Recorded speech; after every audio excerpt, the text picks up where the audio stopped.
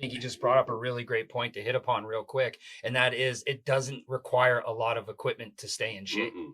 I think a lot of people get themselves confused with that, thinking they need all the latest gadgets or they need a lot of equipment. You really don't need a lot of equipment to stay in shape. Actually, you can do just everything with your own body. All you got to do is put in the effort. Well, you're so right, because if you remember Jack LaLanne's old videos, he would take a chair, he would take books, he'd show you how you can be anywhere and exercise. Toe movement, It's key. jaw for the face, neck.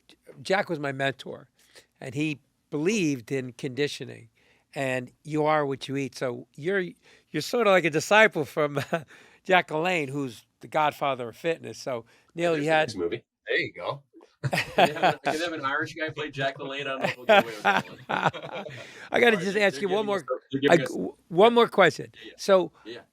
you played a bad guy in all these TV shows and films. How did you feel now being this father, this grandfather, and this lead protagonist in a film? I mean, 100% turnaround. It's something that I've always, it was slow to get here, but it was worth all the work. Yeah.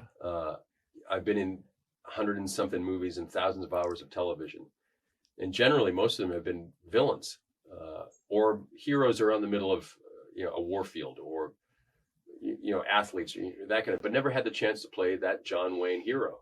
Now I was just talking to Scott before. I'm like, I've never been this nervous in my life, because here I am opening up a film that I wrote and produced with my wife Reve, and then I'm starring in, and I play this badass good guy. I'm nervous because I know it's going to work, and I know everyone's going to love it, and it's just going to be a different path now for me for the next several years, and God has a plan, and I'm just going to keep on hitting that tackling sled as hard as I possibly can for everyone who's paying money to come see my movies.